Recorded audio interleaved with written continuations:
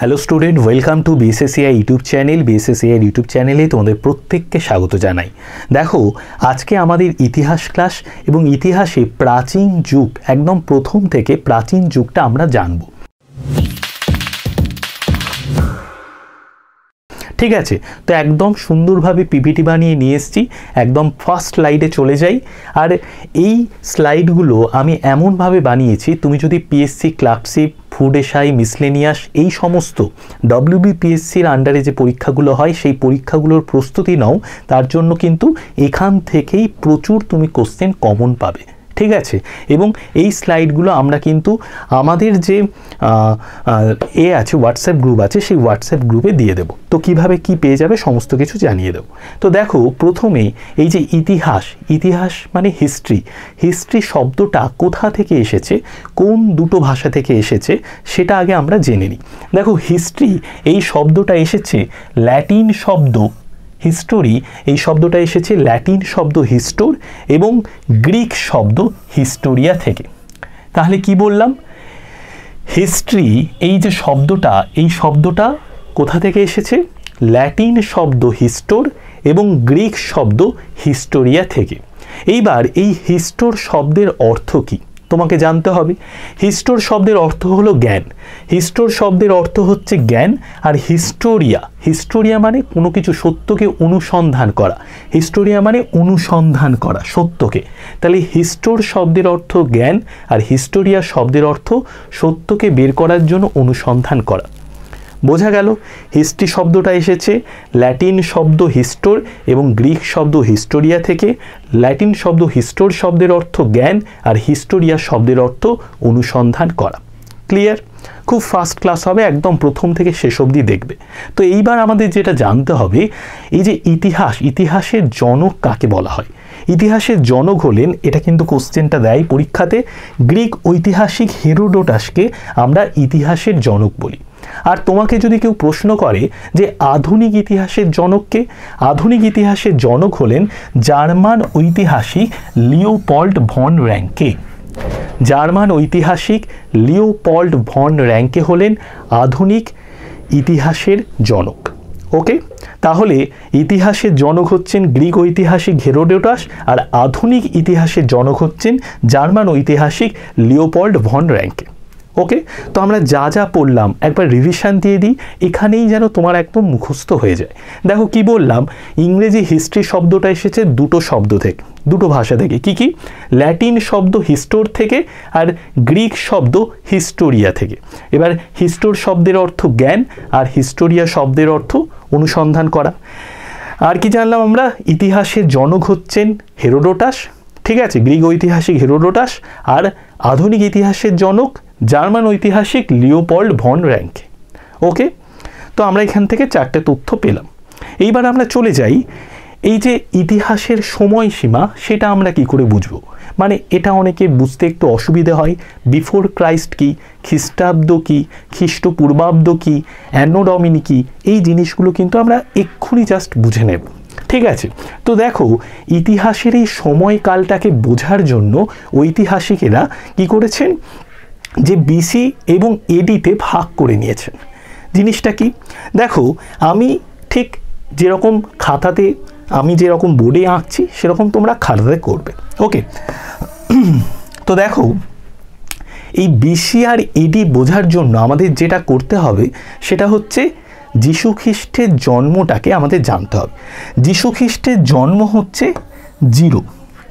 ঐতিহাসিকেরা কি করেছেন, যীশু খ্রিস্ট যখন জন্মেছেন সেই জন্মের সময়টাকে 0 ধরে যীশু খ্রিস্টের জন্মের আগে যা যা ঘটে গেছে সেগুলোকে বলা হচ্ছে বিসি, মানে বিফোর ক্রাইস্ট, মানে খ্রিস্টপূর্বাব্দ। যীশু খ্রিস্টের জন্ম হচ্ছে এই 0। যীশু খ্রিস্টের জন্মকে 0 ধরে যীশু খ্রিস্টের জন্মের আগে যা যা ঘটনা ঘটেছে সেইগুলোকে ঐতিহাসিকরা ফেলছেন বিসিতে, মানে খ্রিস্টপূর্বাব্দতে।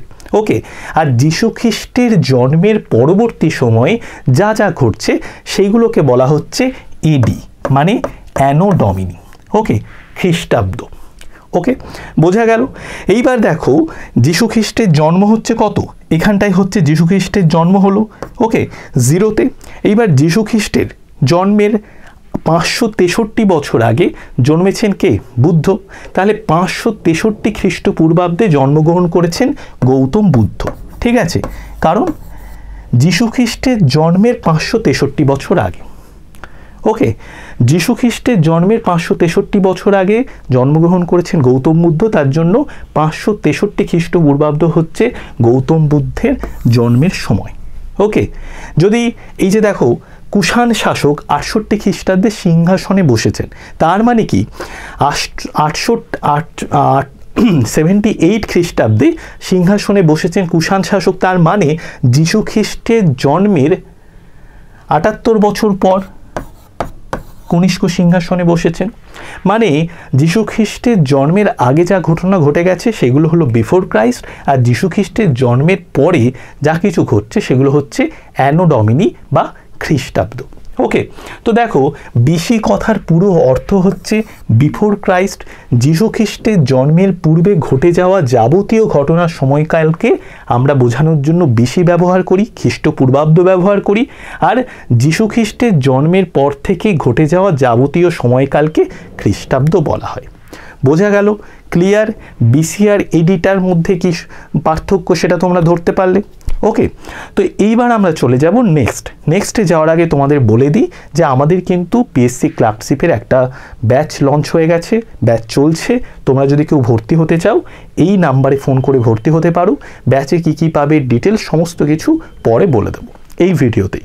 তো দেখো এইবার কি করেছেন ঐতিহাসিকেরা এই যে ইতিহাসের যে সময়কালটাকে ইতিহাসবিদরা 3 ভাগে ভাগ করেছেন। কি কি 3 ভাগ? Ancient age, medieval age, modern age. প্রাচীন যুগ, মধ্যযুগ, আধুনিক যুগ। এবার প্রাচীন যুগ কোনগুলো, সময়সীমা মানে সময়কাল কতটা, মধ্যযুগ কতটা, আধুনিক যুগ কতটা আমরা ধীরে ধীরে জানব। তো আমরা আগে দেখলাম যে ইতিহাসবিদরা 3 ভাগে পুরো ইতিহাসের সময়কালকে ভাগ করে দিয়েছেন। কি কি? একটা হচ্ছে প্রাচীন যুগ, আরেকটা মধ্যযুগ, আরেকটা আধুনিক যুগ। Ancient age, medieval age, modern age. এইবার প্রাচীন যুগকে আবার ঐতিহাসিকেরা 3 ভাগে ভাগ করেছেন। কি কি? একটা হচ্ছে প্রি হিস্টোরিক এজ, প্রাগৈতিহাসিক যুগ। আরেকটা হচ্ছে প্রোটো হিস্টোরিক এজ, প্রায় ঐতিহাসিক যুগ। আরেকটা হচ্ছে হিস্টোরিক এজ, ঐতিহাসিক যুগ। তাহলে কি কি বললাম? প্রাচীন যুগ, মধ্যযুগ, আধুনিক যুগ। এইবার প্রাচীন যুগকে আবার 3 ভাগে ভাগ করা হলো, প্রাগৈতিহাসিক, প্রায় ঐতিহাসিক, ঐতিহাসিক। এইবার প্রাগৈতিহাসিক যুগের, প্রায় ঐতিহাসিক যুগের, ঐতিহাসিক যুগের মূল বৈশিষ্ট্য এবং মূল পার্থক্য কোন জায়গায় সেই জায়গাটা আমরা দেখে নেব। কোন জায়গায় মূল পার্থক্য? যে দেখো প্রাগৈতিহাসিক যুগে মানে প্রি হিস্টোরিক এজে কোনো লিখিত উপাদান আমরা পাই না, কোনো লিখিত উপাদান পাই না। কোন যুগটাই? প্রি হিস্টোরিক এজে। পরীক্ষাতে কোশ্চেন দিতে পারে কোন যুগে আমরা কোনো লিখিত উপাদান পাই না? উত্তর হবে প্রাগৈতিহাসিক যুগ, প্রি হিস্টোরিক এজে আমরা কোনো লিখিত উপাদান পাই না। এইবার দেখো এই যে প্রোটো হিস্টোরিক যুগে আমরা লিখিত উপাদান পাই, কিন্তু সেগুলো পাঠোদ্ধার করা যায়নি, পড়ে ওঠা সম্ভব হয়নি, ঐতিহাসিকেরা পড়ে উঠতে পারেননি, লেখা পড়ে বুঝতে পারেননি সোজা কথায়। তো যে যুগে লিখিত উপাদান থাকলেও তা পড়া যায়নি সেটা হয়ে যাচ্ছে প্রোটো হিস্টোরিক এজ। যেমন হরপ্পা প্রোটো হিস্টোরিক এজের মধ্যেই পড়ছে। ওকে, এরপরে দেখো ঐতিহাসিক যুগ। এই যুগে প্রামাণ্য লিখিত উপাদান আছে এবং পড়াও যায়, পাঠোদ্ধারও করা যায়। ঠিক আছে, লিখিত উপাদান আছে এবং সেটা পাঠোদ্ধারও হয়েছে। প্রোটো হিস্টোরিক যুগে কি হয়েছে? লিখিত উপাদান থাকলেও তা পড়া যায়নি, আর প্রি হিস্টোরিক যুগে লিখিত উপাদানই নেই। ক্লিয়ার?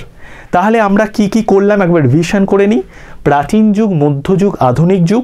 প্রাচীন যুগকে 3 ভাগে ভাগ করা হলো, prehistoric age, protohistoric age, historic age. Prehistoric এজে কোনো লিখিত উপাদান পাওয়া যায়নি, প্রোটো হিস্টোরিক যুগে লিখিত উপাদান পাওয়া গেলেও তা পড়া যায়নি, আর ঐতিহাসিক যুগে লিখিত উপাদান আছে। ক্লিয়ার? বোঝা গেল? এইবার এই যে প্রি হিস্টোরিক এজ, এই প্রি হিস্টোরিক এজ মানে প্রাগৈতিহাসিক যুগ। এই প্রাগৈতিহাসিক বা প্রি হিস্ট্রি কথাটা সর্বপ্রথম কে ব্যবহার করেছিলেন তার নামটা আমাদের জেনে রাখতে হবে। সর্বপ্রথম ব্যবহার করেছিলেন ড্যানিয়েল উইলসন। খুব ডিটেলসে ক্লাস হবে, ঠিক আছে, কিন্তু এই ক্লাসের মধ্যেই পড়া মুখস্থ হয়ে যাবে। দেখো প্রি হিস্টোরি এই শব্দটা প্রথম ব্যবহার করেছিলেন ড্যানিয়েল উইলসন, আর father of Indian prehistory কাকে বলা হয়? রবার্ট ব্রুস ফুটকে। Father of Indian prehistory নামে কে পরিচিত? Robert Bruce Foote. আর প্রি হিস্ট্রি শব্দটা প্রথম কে ব্যবহার করেন? ড্যানিয়েল উইলসন, ঠিক আছে। এবার প্রি হিস্ট্রির এজটাকে আমি বলেই দিলাম যে যুগে কোনো লিখিত বিবরণ পাওয়া যায়নি, কেবল মানুষের ব্যবহৃত জিনিসপত্র এবং প্রত্নতাত্ত্বিক উপাদানের ওপর নির্ভর করে ইতিহাস রচনা করা হয়েছে।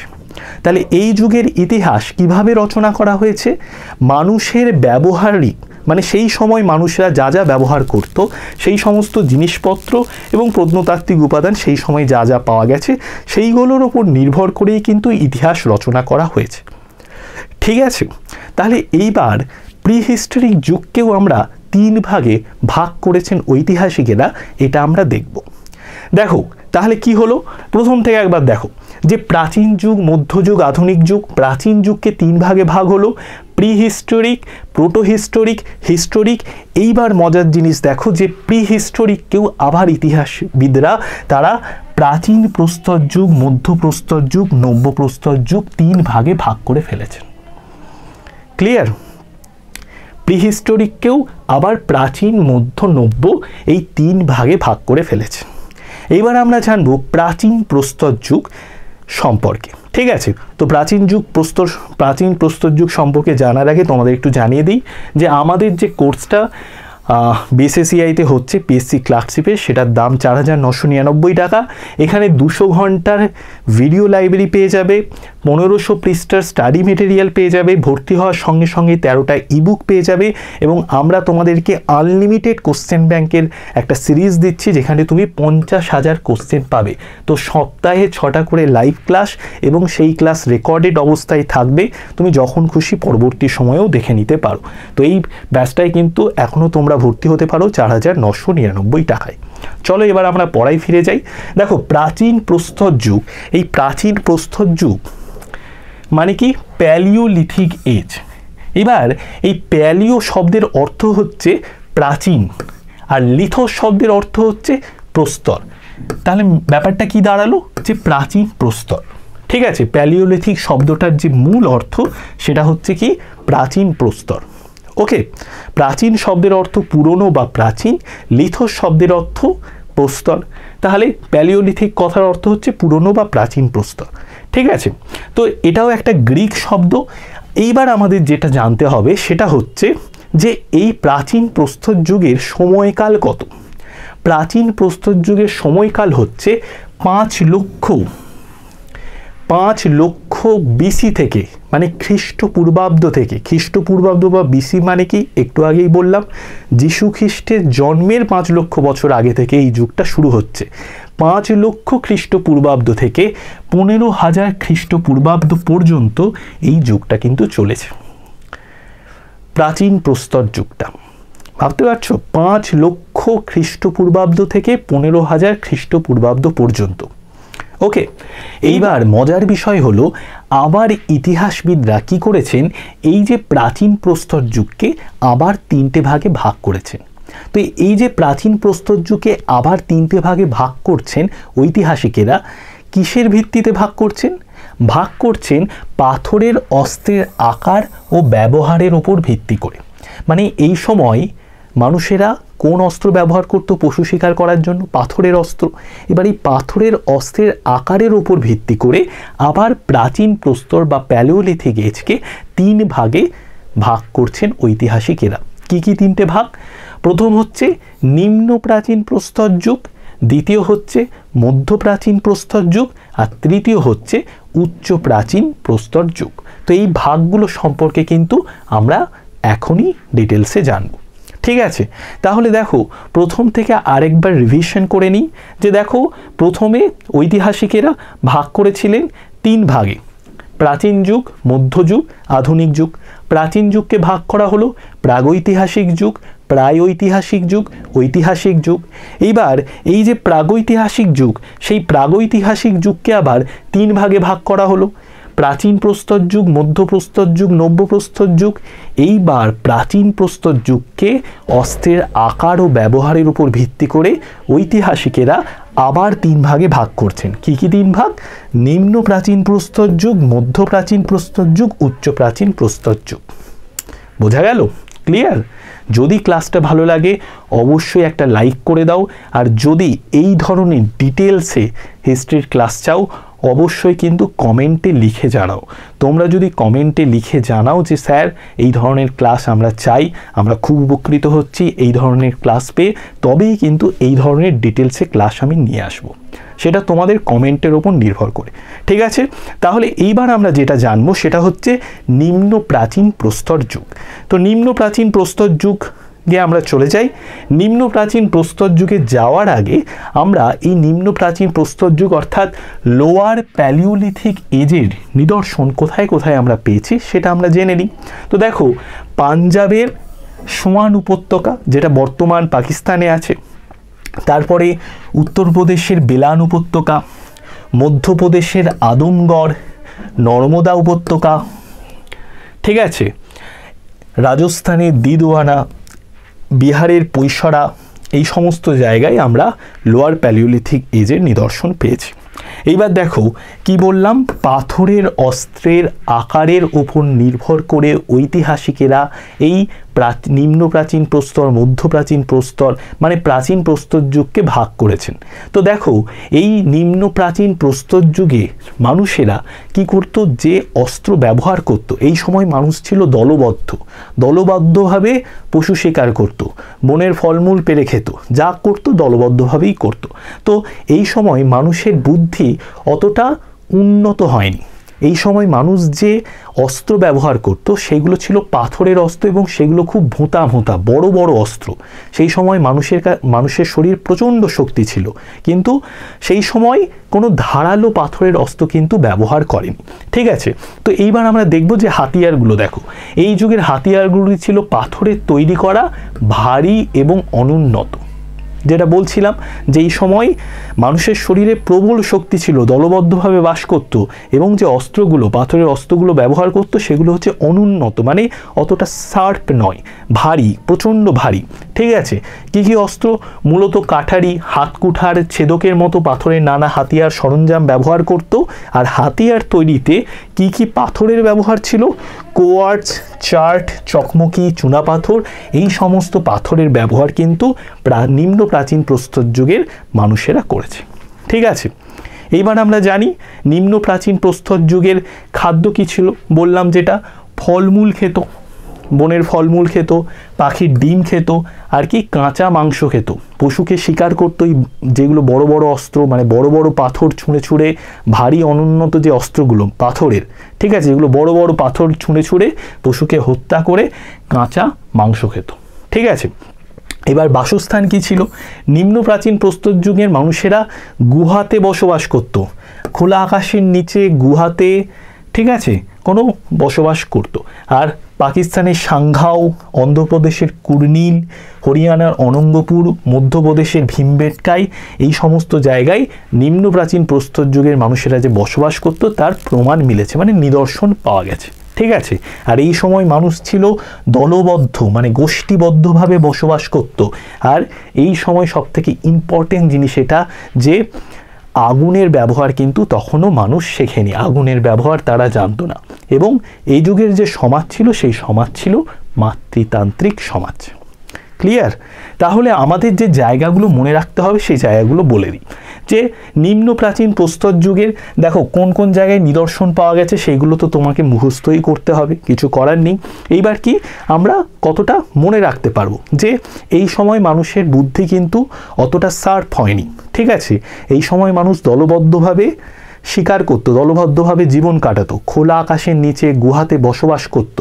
আর যে অস্ত্র ব্যবহার করত সেই অস্ত্রগুলো ছিল অনেক বড় বড় ভারী অনুন্নত অস্ত্র।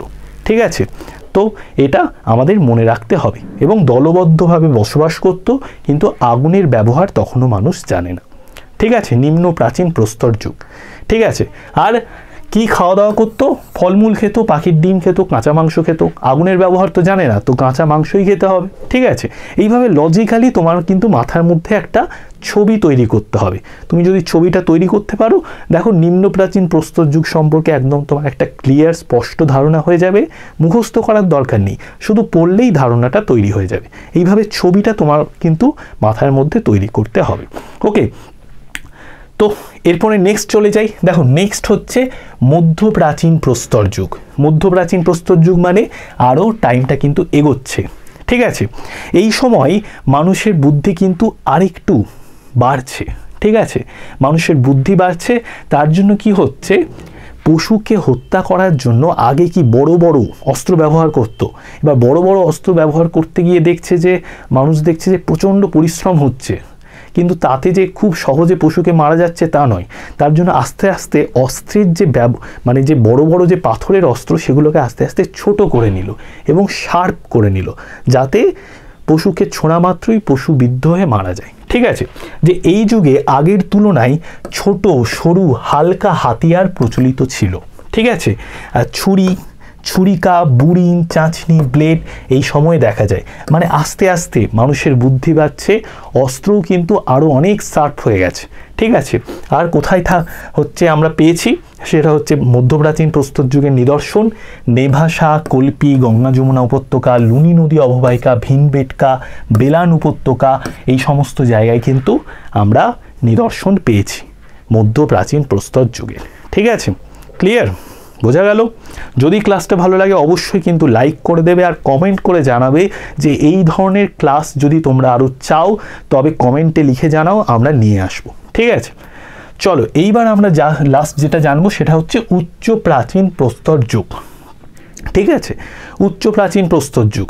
দেখো প্রাচীন প্রস্তর যুগ মানে নিম্ন প্রাচীন প্রস্তর যুগ, মধ্যপ্রাচীন প্রস্তর যুগ আর উচ্চ প্রাচীন প্রস্তর যুগ। এই সময় কিন্তু মানুষের বুদ্ধি আরও অনেক বেড়ে গেছে। ঠিক আছে, এই সময় হাতিয়ারগুলো আরও শার্প হয়ে গেছে। ঠিক আছে, কি হয়েছে, ক্ষুদ্র হাতিয়ার চলে এসছে। ব্লেড, বুড়িন এই পর্বের হচ্ছে হাতিয়ার, আরও হাতিয়ার শার্প হয়ে গেছে, হাতিয়ার ছোট হয়ে গেছে। যে হাতিয়ার দিয়ে সহজে কোনো পশুকে হত্যা করা যায় এরকম হাতিয়ার চলে এসছে। প্রথমেই বলেছিলাম কি, পাথরের অস্ত্রের আকারের উপর নির্ভর করে ঐতিহাসিকেরা এই 3 ভাগে কিন্তু ভাগ করে ফেলেছেন। ঠিক আছে, তো উচ্চ পুরাপ্রাস্তর বা উচ্চ প্রাচীন প্রস্তর যুগের ফলক সংস্কৃতি নামেও পরিচিত। এই উচ্চ প্রাচীন প্রস্তর যুগ ফলক সংস্কৃতি নামেও কিন্তু পরিচিত। আর যে জায়গাটা তোমাদের মনে রাখতে হবে সেটা হচ্ছে এই যে পশ্চিম পাঞ্জাব, বর্তমান পাকিস্তান, যেখানে যেখানে নিদর্শন পাওয়া গেছে। আপার প্যালিওলিথিক এজের মধ্যপ্রদেশের ভীমবেটকা, আদমগড়, রাজস্থানের বুধ পুষ্কর। ঠিক আছে, তারপরে পাকিস্তানের রোহরি পার্বত্য অঞ্চল, মহারাষ্ট্রের পাটনে, এই সমস্ত যে জায়গাগুলো, সেই জায়গাগুলোতে কিন্তু উচ্চ প্রাচীন প্রস্তর যুগের নিদর্শন পাওয়া গেছে। ঠিক আছে, তাহলে আজকে এই ক্লাসটায় যা যা পড়লাম সেগুলো একবার রিভিশন করে নিই। তোমরাই আমার সাথে রিভিশন করে নাও, দেখবে জিনিসটা যা যা পড়া হলো সমস্ত কিছু মাথার মধ্যে ছবির মতো পুরো আঁকা হয়ে গেছে। তো একদম চলে যাই, ফার্স্ট স্লাইডে চলে যাই। কি বলেছিলাম, হিস্ট্রি শব্দটা দুটো শব্দ থেকে এসছে, একটা হিস্টোর আর একটা হিস্টোরিয়া। হিস্টোর শব্দটা ল্যাটিন, হিস্টোরিয়া শব্দটা গ্রিক। হিস্টোর শব্দের অর্থ জ্ঞান, হিস্টোরিয়া শব্দের অর্থ সত্যকে অনুসন্ধান করা। ঠিক আছে, এইবার ইতিহাসের জনক হচ্ছেন গ্রিক ঐতিহাসিক হেরোডোটাস, আর আধুনিক ইতিহাসের জনক হচ্ছে ঐতিহাসিক লিওপল্ড ভন র্যাঙ্কে। ইনি কোথাকার বাসিন্দা ছিলেন? জার্মান ঐতিহাসিক লিওপল্ড ভন র্যাঙ্কে। ক্লিয়ার? মনে থাকবে। এইবার বলেছিলাম কি, বিসি আর এডি। বিসি এডি কীভাবে আমরা বুঝি, যে যীশুখ্রিস্টের জন্ম যেটা, সেটাকে 0 ধরে নিয়েছেন ঐতিহাসিকেরা, 0 করে নিয়েছেন যীশুখ্রিস্টের জন্মকে। এইবার যীশুখ্রিস্টের জন্মের আগে যা যা ঘটে গেছে সেগুলো হয়ে যাচ্ছে তোমার বিসি, আর যীশুখ্রিস্টের জন্মের পরে যা যা ঘটছে সেগুলো হয়ে যাচ্ছে তোমার এডি। উদাহরণস্বরূপ বলা যায় 563 খ্রিস্টপূর্বাব্দে বুদ্ধদেব জন্মগ্রহণ করেছিলেন, মানে যীশুখ্রিস্টের জন্মের 563 বছর আগে। 78 খ্রিস্টাব্দে কনিষ্ক সিংহাসনে বসেছিলেন, মানে যীশু খ্রিস্টের জন্মের 78 বছর পরে হচ্ছে কনিষ্ক সিংহাসনে বসেছিলেন। ঠিক আছে, BC AD খ্রিস্টাব্দ খ্রিস্টপূর্বাব্দ ক্লিয়ার হয়ে গেল। নেক্সট যে জায়গাটা আমরা জানবো যে ঐতিহাসিকেরা এই যে ইতিহাসকে বোঝার জন্য 3টে যুগে ভাগ করে দিয়েছেন, প্রাচীন যুগ, মধ্যযুগ, আধুনিক যুগ। এবার প্রাচীন যুগকে আবার ঐতিহাসিকেরা ভাগ করেছেন মানে প্রাগৈতিহাসিক, প্রাগৈতিহাসিক আর ঐতিহাসিক। ঠিক আছে, প্রাগৈতিহাসিক বা প্রি হিস্টোরিকে লিখিত উপাদান পাই না, প্রোটো হিস্টোরিকে লিখিত উপাদান পাই কিন্তু পড়া যায় না, হিস্টোরিকে লিখিত উপাদান পাওয়া যায়। এইবার প্রি হিস্টোরিক এজকে কিন্তু আবার 3 ভাগে ঐতিহাসিকেরা ভাগ করেছেন, প্রাচীন প্রস্তর যুগ, মধ্যপ্রস্তর যুগ, নব্যপ্রস্তর যুগ।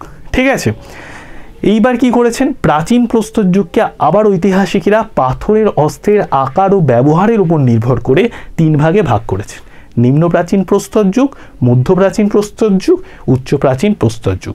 এবার এই যে সময়টা এগোচ্ছে, নিম্ন প্রাচীন, মধ্যপ্রাচীন, উচ্চ প্রাচীন, এটা কিন্তু কত বছর, 5 লক্ষ থেকে 15,000 বছর। ঠিক আছে, 5 লক্ষ থেকে 15,000 বছরের মধ্যে কিন্তু এই 3টে যুগ আছে, নিম্ন প্রাচীন, মধ্যপ্রাচীন, উচ্চ প্রাচীন। ঠিক আছে, তো পাথরের অস্ত্রের আকার ও ব্যবহারের উপর নির্ভর করে ঐতিহাসিকেরা এই 3 ভাগে ভাগ করেছেন। এইবার দেখো, পাথরে প্রথমে নিম্ন প্রাচীনে কি ছিল, পাথরগুলো ছিল অনেক ভারী ভারী, সেই সময় দলবদ্ধভাবে মানুষ বসবাস করত, আগুনের ব্যবহার জানতো না। ঠিক আছে, কাঁচা মাংস খেত, ফলমূল খেত। তারপর আস্তে আস্তে মানুষের বুদ্ধি বাড়ল, পাথরের অস্ত্রগুলো আরেকটু শার্প হলো। ঠিক আছে, আরও ভালোভাবে সহজভাবে কি করে শিকার করা যায় মানুষ শিখলো। ঠিক আছে, এইভাবে কিন্তু আস্তে আস্তে নিম্ন প্রাচীন, মধ্যপ্রাচীন আর উচ্চ প্রাচীনের যে ইতিহাস সেটা কিন্তু আমরা জানলাম। ঠিক আছে, এইবার তোমাদের যেটা কাজ সেটা হচ্ছে, যদি এই ক্লাসটা ভালো লাগে অবশ্যই লাইক করে দেবে, আর যদি এই ধরনের ডিটেলসে ক্লাস চাও, কারণ এই ধরনের ক্লাস আমরা তখনই নিয়ে আসব যখন তোমরা এই ধরনের ক্লাস দেখবে এবং কমেন্টে জানাবে যে স্যার এই ধরনের ক্লাস চাই, তবে কিন্তু এই ধরনের ক্লাস নিয়ে আসবো। তার জন্য অবশ্যই কমেন্ট করবে, আর কোনো পরিচিত বন্ধু বান্ধবী যাদের দেখলে এই ক্লাসটা দেখলে সুবিধা হবে তাদেরকে অবশ্যই শেয়ার করে দেবে, আর চ্যানেলটা সাবস্ক্রাইব করে দাও, কারণ আমরা এই ধরনের খুব ইনফরমেটিভ ভালো ক্লাস এই চ্যানেলে প্রোভাইড করি। আর এই যে ভিডিও, এই ভিডিও ডেসক্রিপশানে 2টো হোয়াটসঅ্যাপ গ্রুপের লিঙ্ক আছে, সেই 2টো হোয়াটসঅ্যাপ গ্রুপের লিঙ্কে যাও এবং দেখো যে কোন হোয়াটসঅ্যাপ গ্রুপটায় তুমি যুক্ত হতে পারছো। যে কোনো একটা হোয়াটসঅ্যাপ গ্রুপে যুক্ত হয়ে যাও, তবে যে কোনো একটা গ্রুপেই যুক্ত থাকবে। তো ভালো করে পড়াশুনো করো, বেস্ট অফ লাক। তোমাদের সাথে পরবর্তী আবার কোনো ভিডিওতে দেখা হবে।